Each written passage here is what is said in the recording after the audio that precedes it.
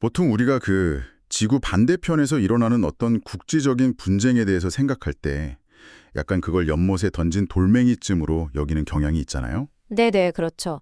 물수제비가 좀 이렇게 튀고 파문이 좀 일다가 결국엔 다시 잔잔해지겠지 하고 믿는 거죠. 맞아요. 아무리 큰 분쟁이라도 결국 지리적인 한계가 있고 피해 반경을 어느 정도 우리가 예측할 수 있다고 생각하니까요. 사실 그게 일반적인 상식이긴 합니다. 하지만 지금 중동에서 벌어지고 있는 상황은 그 연못에 던진 돌멩이 수준이 아닙니다. 그러니까 시속 300km로 달리고 있는 F1 레이싱카 엔진에 누군가 막 무거운 쇠 렌치를 쾅 하고 던져놓은 것과 같아요. 아, 렌치요. 아주 적절한 비유네요. 네, 그 렌치 하나 때문에 엔진이 완전히 박살이 나고 갑자기 모든 부품이 막 궤도를 이탈해서 사방으로 튕겨나가면서 연쇄 충돌을 일으키고 있는 겁니다. 정말 끔찍한 연쇄 충돌이죠. 네, 오늘 이 복잡한 세상의 이면을 파헤치기 위해 이어폰을 꽂고 계신 여러분 환영합니다. 오늘은 2026년 3월 14일입니다.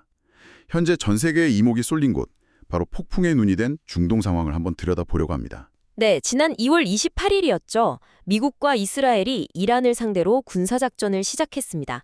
그리고 우리는 지금 그 작전이 촉발한 전례 없는 글로벌 경제 위기라는 거대한 쓰나미 한가운데에 서 있습니다. 오늘 저희가 준비한 이 심층 탐구의 미션은 아주 명확합니다.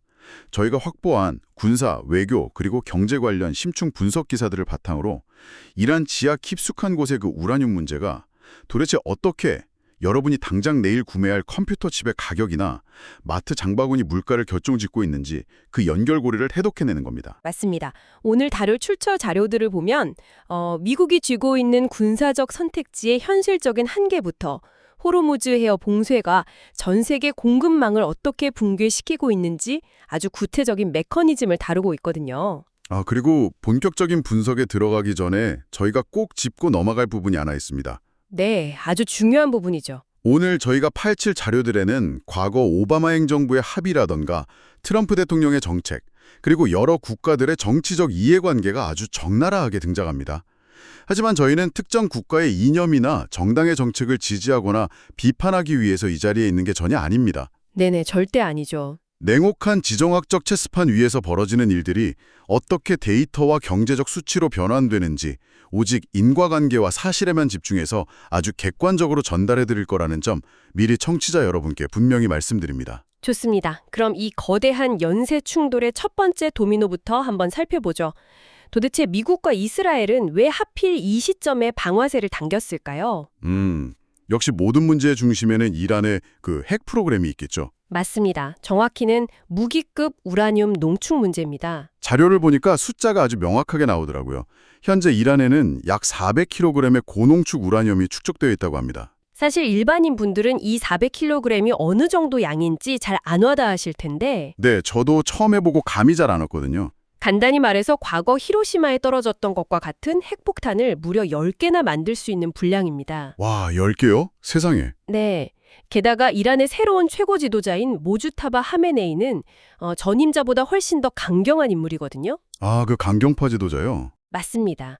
국가 경제가 제재로 박살이 나든 말든 어떤 희생을 감수하더라도 확실한 보복 수단과 핵무기를 손에 쥐겠다는 의지를 아주 강하게 보이고 있죠. 바로 그 지점에서 미국이 세 가지 선택지를 마주하게 되는 거군요.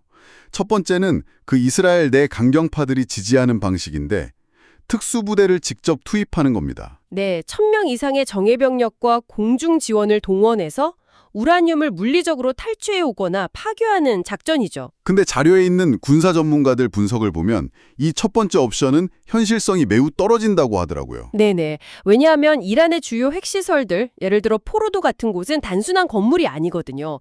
산맥 깊숙한 곳, 수십 미터 지하에 완전히 요새화되어 있습니다. 자, 그럼 이 상황을 한번 직관적으로 파헤쳐 볼까요?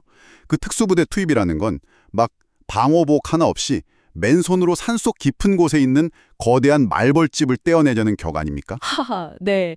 기습의 이점은 이미 사라진 지 오래고 심지어 그 400kg의 우라늄이 한 곳에 친절하게 모여 있는 게 아니라 여러 군데 분산되어 있다는 정보도 있거든요.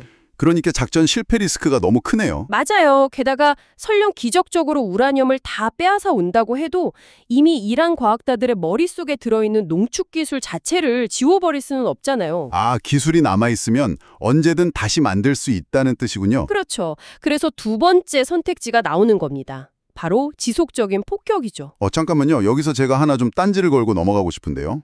미국의 국방 예산이 1년에 막 1,000조 원이 넘잖아요. 네, 천문학적인 액수죠. 상상을 초월하는 그 지하 관통탄, 이른바 벙커버스터 폭탄도 엄청나게 많을 텐데 아니요, 그냥 하늘에서 폭격해서 산맥제로 날려버리지 못하는 겁니까? 아주 예리한 질문입니다. 물리적으로 불가능한 건 아니에요. 하지만 비용과 정치적 리스크가 정말 천문학적입니다. 아, 한 번으로 안 끝난다는 거군요. 맞습니다. 한 번 폭격해서 끝낼 문제가 아니거든요. 위협이 포착될 때마다 매년, 매월 폭격기를 띄워야 합니다. 게다가 미국 유권자들은 아프가니스탄과 이라크에서 겪은 그 끝없는 전쟁에 이미 극도의 피로감을 느끼고 있단 말이죠. 아, 여론이 안 받쳐준다는 거네요? 네. 그리고 더 큰 문제는 현재 미국의 가장 중요한 전략적 라이벌이 중국이라는 점입니다. 아하, 시선을 뺏기면 안 되니까. 그렇죠. 중동에 발목이 잡혀서 막대한 자원과 군사력을 쏟아붓게 되면 아시아 태평양 지역에 안보 공백이 생길 수밖에 없거든요. 그러니까 아까 말벌집 비유로 돌아가면 맨손으로 떼는 게 첫 번째라면 두 번째는 아주 멀리서 비싼 막대기로 말벌집을 끝없이 계속 찌르는 격이네요. 찌를 때마다 말벌들은 더 화가 나서 튀어나올 테고요. 완벽한 비유입니다. 그럼 결국 남은 건 세 번째 옵션뿐이죠. 화난 말벌들과 타협하는 것. 경제 제재를 풀어주는 대가로 우라늄 농축을 중단시키는 외교적 합의 말인가요? 네, 역사의 아이러니죠. 결국 미국이 2015년 오바마 행정부 시절에 맺었던 합의와 유사한 딜을 다시 테이블에 올려야 할지도 모른다는 분석이 현재 지배적입니다. 아, 그 2018년에 트럼프 행정부가 공식적으로 파기했던 그 합의요. 맞습니다. 한 바퀴를 빙 돌아서 다시 그 불편하고 껄끄러운 출발선으로 돌아가야 할 수 있다는 거죠. 야, 강대국의 압도적인 군사력으로도 근본적인 문제를 해결할 수 없다는 게 참 뭐랄까, 무력하게 느껴지네요. 근데 여러분, 여기서 끝이 아닙니다. 저는 자료를 읽다가 이란의 대응 방식에서 정말 소름이 돋았거든요. 어떤 부분에서요? 이란은 굳이 미국의 그 비싼 폭격기랑 정면 승부를 할 생각이 아예 없더라고요. 아, 네, 맞아요. 이란은 미국의 압도적인 화력을 견디면서 아주 치명적인 전술을 학습했습니다. 바로 비대칭적 타격입니다. 비대칭적 타격이요? 솔직히 저는 이 단어를 들었을 때 좀 의문이 들었어요. 미국의 이지스함이나 패트리오트 미사일은 전 세계에서 가장 진보된 방어 시스템이잖아요. 근데 어떻게 이란이 그런 시스템을 뚫고 타격을 입힌다는 거죠? 경제학적인 관점에서 접근하면 이해가 아주 쉽습니다.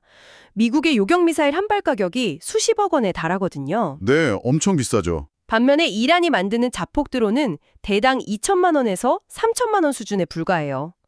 이란은 이 저렴한 드론 수십 대, 수백 대를 막 벌떼처럼 동시에 날려보냅니다. 아, 그러면 방어하는 입장에서는 그 2천만 원짜리 드론을 막겠다고? 네, 20억 원짜리 미사일을 쏴야 하는 거죠. 극도로 소모적인 게임을 강요받는 겁니다. 와, 그러니까 가성비로 미국의 최첨단 방어망을 지치게 만드는 거군요. 그리고 그 드론들이 향하는 곳이 군사기지가 아니라 세계 경제의 가장 약한 배꼽이라는 게 핵심 아닙니까? 정확합니다. 그 배꼽이 바로 글로벌 에너지 시장이죠. 이란은 자신들의 가장 강력한 무기가 지하에 있는 우라늄이 아니라 지상에서 흐르는 석유라는 걸 깨달은 겁니다. 자, 그럼 자연스럽게 에너지 시장 이야기로 넘어가 보겠습니다. 지난 3월 9일이었죠? 트럼프 대통령이 공개적으로 이번 군사작전이 매우 곧 끝날 것이라고 선언을 했습니다. 네, 그 발언 직후에 시장은 아주 크게 안도했죠. 배럴당 120달러까지 치솟았던 유가가 80달러 선으로 뚝 떨어졌으니까요. 맞아요. 뉴스만 보면 이제 기름값 좀 잡히고 물가도 안정되겠네 싶었을 거예요. 저도 그랬고요. 하지만 현실은 전혀 달랐습니다. 피트 헤그세스 전쟁부 장관은 여전히 강경한 군사적 압박을 고수했고 이에 반발한 이란이 마침내 최후의 카드를 꺼내든 거죠. 그게 바로 전 세계 석유 공급의 15%가 통과하는 길목 호르무즈 해협을 사실상 봉쇄해버린 사건이군요. 네, 호르무즈 해협은 폭이 아주 좁은 병목 구간이라서 길에 몇 개를 띄우거나 상선 한두 척만 공격받아도 전체 물류가 마비되는 곳이거든요. 결국 주가는 보란듯이 100달러 선으로 다시 튀어 올랐습니다. 여기서 끝이 아닙니다. 해협 봉쇄가 장기화될 경우에 글로벌 투자은행들은 유가가 배럴당 150달러 이상으로 폭등할 수 있다고 경고하고 있어요. 여기서 잠깐 제가 청취자 여러분들을 대변해서 딴지를 좀 걸어보겠습니다. 아니 전문가님 지금은 1970년대 오일 쇼크 때가 아니잖아요. 네, 시대가 많이 변하긴 했죠. 길거리에 전기차도 엄청 많아졌고 뭐 태양광이나 풍력 발전도 크게 늘었는데 전 세계 석유의 15%가 막힌다고 해서 왜 과거처럼 전 세계 경제가 멈추고 역사상 최악의 충격이 온다는 거죠? 약간 과장 아닌가요? 아, 그 부분이 바로 오늘날 에너지 시장이 가진 가장 큰 착시 현상입니다. 착시 현상이요? 네, 과거보다 석유 의존도가 전체적으로 줄어든 건 사실이에요. 하지만 석유가 어디에 쓰이는지가 완전히 달라졌습니다. 어떻게 달라졌는데요? 과거에는 석유를 태워서 전기를 많이 만들었지만 지금은 전력 생산 비중은 줄어든 대신에 운송과 석유화학 산업에 집중적으로 쓰입니다. 아, 운송과 석유화학이요? 네. 전 세계의 물건을 실어 나르는 그 거대한 디젤 화물 트럭들, 바다를 건너는 컨테이너선, 그리고 우리가 매일 쓰는 플라스틱이나 아스팔트를 만드는 원료가 전부 석유거든요. 아, 듣고 보니 그렇네요. 이런 수요는 전기차 몇 대 늘어난다고 해서 하루아침에 줄일 수가 없어요. 경제학에서는 이걸 완고한 수요라고 부릅니다. 수요는 엄청나게 뻣뻣한데 호르무즈 해협이 막혀서 공급만 15%가 싹둑 잘려나간 겁니다. 그러니까 가격이 미친 듯이 튀어오를 수밖에 없는 구조라는 거군요. 와, 진짜 뼈를 때리는 설명이네요. 근데 엎친 데 덮친 격으로 석유뿐만이 아닙니다. 카타르에 있는 액화천연가스, 즉 LNG 수출 시설마저 드론 공격을 받았어요. 맞습니다. 이 공격 한 방에 전 세계 LNG 공급의 무려 20%가 증발해버렸죠. 와, 20%요? 네. 이 LNG 시설이 드론 공격이 얼마나 취약한지 아셔야 되는데요. 천연가스를 배에 싣기 위해서는 온도를 영하 162도까지 낮춰서 액체 상태로 만들어야 합니다. 영하 162도요? 상상도 안 가는 온도네요. 그렇죠. 이 과정은 고도의 압력과 초저온 기술이 유지되는 거대한 특수 인프라를 필요로 합니다. 이런 정밀하고 거대한 설비에 폭약을 단 드론 하나가 딱 충돌하면 단순한 폭발을 넘어서 설비 전체가 연쇄적으로 마비되는 아주 치명적인 결과를 낳게 됩니다. 그러니까 이란은 전 세계를 향해 이렇게 외친 거네요. 너희들의 항공모함이 아무리 커도 사막 한가운데 있는 이 유리알 같은 에너지 인프라를 모두 막아낼 수는 없다. 맞습니다. 미국의 가장 큰 약점은 군사력이 아니라 에너지 가격이다. 이걸 보여준 거죠. 정말 섬뜩하네요. 자, 그럼 유가가 막 150달러가 되고 가스 공급이 박살났습니다. 그럼 전 세계 모든 국가가 똑같이 150달러짜리 기름을 쓰면서 공평하게 고통받는 걸까요? 전혀 그렇지 않습니다. 이번 경제 충격의 가장 잔인한 점은 그 피해가 무서울 정도로 불평등하게 분배되고 있다는 사실입니다. 불평등하게요? 제가 이 상황을 어떻게 비유할까 고민하다가 약간 지진과 쓰나미라는 단어를 떠올렸거든요. 오, 지진과 쓰나미요? 네. 진원지인 미국은 지금 마치 내진 설계가 아주 완벽하게 된 지하 벙커에 딱 들어앉아 있는 것 같아요. 밖은 난리가 났는데 미국 주식시장인 S&P 500 지수는 고작 1.5% 하락하는 데 그쳤더라고요. 아주 적절한 비유입니다. 진짜 왜 미국만 끄떡없을까요? 2019년 이후에 이른바 쉐일 혁명 덕분에 미국은 에너지를 수입하는 나라에서 수출하는 순 에너지 수출국이 되었습니다. 아, 자기네 땅에서 기름이 나오니까요. 네, 유가가 150달러가 되면 미국의 에너지 기업들은 오히려 막대한 돈을 벌어들입니다. 국가 전체의 장부로 보면 충격이 상쇄되는 거죠. 하지만 그 벙커 아니라고 해서 완벽하게 평화로운 건 아니죠. 당장 차를 몰고 출근해야 하는 미국 소비자들은 갤런당 휘발유 가격이 벌써 20%나 치솟아서 막 분통을 터뜨리고 있잖아요. 그렇죠. 체감 물가는 장난이 아니니까요. 게다가 인플레이션이 다시 고개를 들면서 미국 연방준비제도는 경제를 살리기 위해 금리를 내려야 하는 타이밍임에도 불구하고 3.3% 선에서 옴짝달싹 못하고 있습니다. 땅이 흔들리는 진동 정도는 확실히 느끼고 있는 셈이죠. 네, 미국이 진원지에서 흔들림만 느끼는 벙커라면 유럽은 벙커 밖에 서 있다가 태풍을 정통으로 맞은 격입니다. 아, 유럽 상황이 안 좋군요. 러시아와 우크라이나 전쟁 이후에 러시아산 가스를 끊고 미국과 중동의 LNG에 크게 의존해왔던 유럽은 카타르 설비가 공격받자마자 아주 직격탄을 맞았습니다. 가스 가격이 메가와트 시당 56유로를 넘어서며 무려 75%나 폭등했어요. 75% 폭들이요. 당장 공장 가동이나 겨울 난방비 문제가 엄청 심각해지겠네요. 골드만삭스의 분석을 보면 상황은 더 어둡습니다. 이런 극단적인 에너지 가격 상승은 유럽 사람들의 뇌리에 물가는 계속 오를 것이라는 장기 인플레이션 기대치를 심어주게 되거든요. 아, 심리적인 요인이 더 무섭죠. 맞습니다. 결국 유럽 중앙은행은 경기가 침체되고 있는데도 불구하고 물가를 잡기 위해 금리를 2차례나 더 인상해야 하는 최악의 딜레마에 빠질 수 있습니다. 하지만 여러분, 진짜 비극은 경제적 쓰나미가 덮친 아시아입니다.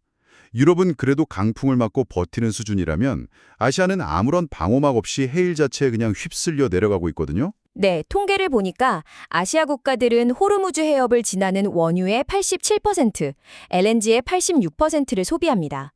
말 그대로 경제의 숨통이 호르무즈에 바로 연결되어 있었던 거예요. 와, 87%면 진짜 절대적이네요. 그 숨통이 끊어지자 아시아 금융시장은 곧바로 패닉에 빠졌습니다. 일본 주식시장은 7.3% 폭락했고 한국은 10% 이상 주저앉았죠. 특히 한국의 상황은 정말 긴박하게 돌아가고 있습니다. 원화 환율이 달러당 1,500원에 육박하고 있어요. 환율이 오른다는 건 엄청난 부담이죠. 그러니까요. 안 그래도 비싸진 150달러짜리 원유를 수입할 때 우리 돈을 훨씬 더 많이 지불해야 한다는 뜻이잖아요. 수입 물가가 폭발하는 구조죠. 결국 이재명 대통령은 주식시장의 분개를 막고 경제를 안정시키기 위해서 무려 100조 원, 미화로 약 680억 달러 규모의 긴급 안정화 대책을 발표해야만 했습니다. 이 에너지 가격 폭등이 무서운 이유는요, 단지 주요소 기름값만 올리는 게 아니기 때문입니다. 현대 산업 생태계는 모든 것이 톱니바퀴처럼 맞물려 있거든요. 맞아요. 제가 이번 심층 자료를 읽으면서 가장 충격받았던 부분이 바로 이 공급망의 연쇄 붕괴, 즉 도미노 현상이었습니다. 제가 하나 여쭤볼게요. 중동에서 전쟁이 났는데 왜 우리가 쓰는 컴퓨터나 스마트폰 칩 가격이 오르는 겁니까? 아, 정말 훌륭한 질문입니다. 반도체 칩을 만들 때 고열의 공정을 지켜주는 필수 가스가 있는데 바로 헬륨입니다. 놀이공원 풍선에 넣는 그 헬륨이요? 네, 맞습니다. 그런데 이 헬륨이 어디서 나오느냐? 천연가스를 채굴할 때 부산물로 나옵니다. 전 세계 헬륨의 막대한 양이 카타르의 천연가스전에서 생산되죠. 아, 카타르요? 아까 드론 공격 받았다는 거기잖아요. 정확합니다.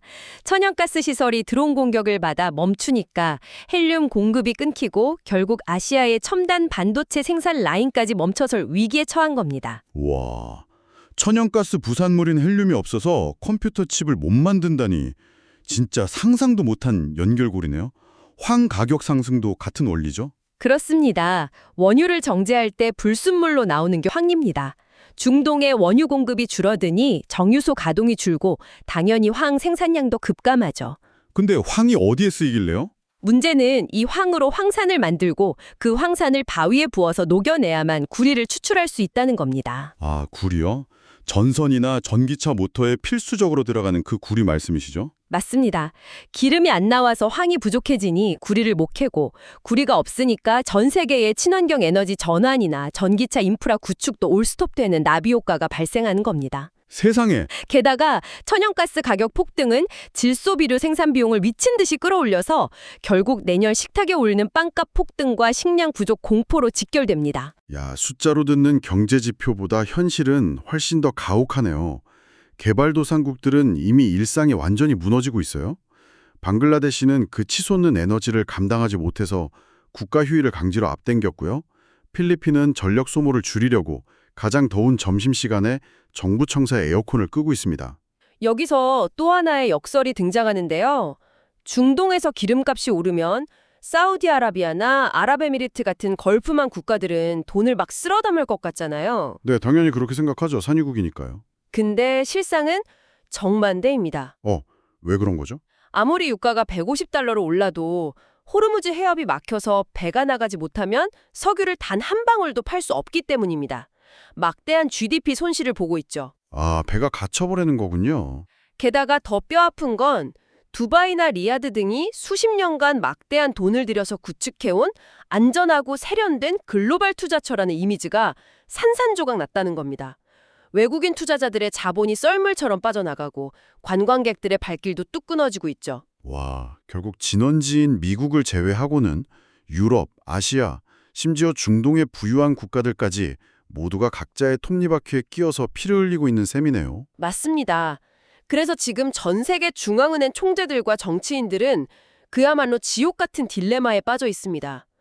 경제가 무너지니까 금리를 내려서 돈을 풀어야 하는데 에너지발 물가가 미친 듯이 오르니까 오히려 금리를 올려야 하는 모순된 상황인 거죠. 진짜 진퇴양난이네요. 정치인들은 유권자들의 원성을 잠재우기 위해서 에너지 보조금을 마구잡이로 뿌리겠지만 그건 결국 국가 부채를 폭발시켜서 미래 세대의 어깨에 막대한 빚을 얻는 결과만 낳을 겁니다. 자, 이제 쉼 없이 달려온 오늘 딥다이브를 하나로 모아볼 시간입니다. 우리는 이란 지하 깊숙이 숨겨진 400kg의 무기급 우라늄에서 시작을 했습니다. 세계 최강의 미군조차도 딜레마에 빠지게 만든 이 지정학적 교착 상태가 어떻게 2천만 원짜리 싸구려 자폭 드론의 공격으로 이어졌는지 추적해봤죠. 네, 그리고 그 드론 몇 대가 호르무즈 해협이라는 세계 경제에 급소를 찌르면서 유가 폭등은 물론이고 헬륨, 황, 비료 가격을 연쇄적으로 폭등시켜 아시아의 반도체 공장과 개도국의 전력망까지 무너뜨리는 기막힌 나비 효과를 우리는 목격했습니다. 다시 한번 분명히 강조하지만 오늘 저희가 나눈 이야기는 특정 군사작전의 윤리성이나 정당성 혹은 어느 나라의 정책이 옳고 그른지를 평가한 것이 절대 아닙니다. 제공된 출처와 데이터를 바탕으로 냉혹한 경제적 인과관계가 우리의 현실에 어떻게 작용하는지 투명하게 분석한 결과일 뿐입니다. 네, 윤리나 이념의 렌즈를 잠시 내려놓고 시스템 그 자체만 들여다보면 현재 글로벌 경제 구조가 얼마나 아슬아슬한 얼음판 위에 서 있는지 명확히 보이기 때문이죠. 그래서 저희는 오늘 심층 탐구의 마지막으로 지금 방송을 듣고 계신 여러분 스스로 곱씹어볼 만한 새롭고 도발적인 화두로 하나 던지고 싶습니다. 제가 오프닝에서 F1 레이싱카의 핵심 엔진에 렌치가 끼어버린 것 같다고 말씀드렸잖아요. 우리가 그동안 너무 당연하게 여기면서 찬양해왔던 글로벌 공급망이라는 엔진 말씀이시죠? 그렇습니다. 단 몇 대의 저렴한 드론과 중동의 국지적인 분쟁만으로 전 세계 에너지 공급의 15%가 무기한 인질로 잡히고 수만 킬로미터 밖 아시아 국가들의 전력 스위치까지 억지로 내리게 만들 수 있다면 과연 이 고도로 연결된 글로벌 공급망이라는 개념 자체가 앞으로도 지속 가능할까요? 아주 묵직한 질문입니다. 어쩌면 우리는 지난 수십 년 동안 재고를 줄이고 단가를 낮추는 비용 절감과 극강의 효율성이라는 달콤한 열매를 얻기 위해서 언제 터질지 모르는 급도의 취약성이라는 시한폭탄을 기꺼이 껴안고 살아왔던 것은 아닐까요? 만약 그렇다면 지금 우리가 겪고 있는 이 경제적 지진은 단순한 위기가 아닐지 모릅니다. 앞으로의 10년, 전 세계가 거미줄처럼 얽히고 설킨 이 위험한 톱니바퀴들을 스스로 끊어내고 자원은 내 땅에서 구하고 공장은 내 나라에 짓는 각자 도생의 경제적 고립주의로 회귀하는 거대한 시발점이 될지도 모릅니다. 효율성의 시대가 저물고 생존의 시대가 밝아오고 있는 것 같네요. 네, 이 거대한 지진파의 한가운데서 여러분의 생각은 어떠신가요? 지금까지 여러분의 지적 갈증을 채워드린 시간, 오늘의 심층 탐구였습니다. 마무리하겠습니다.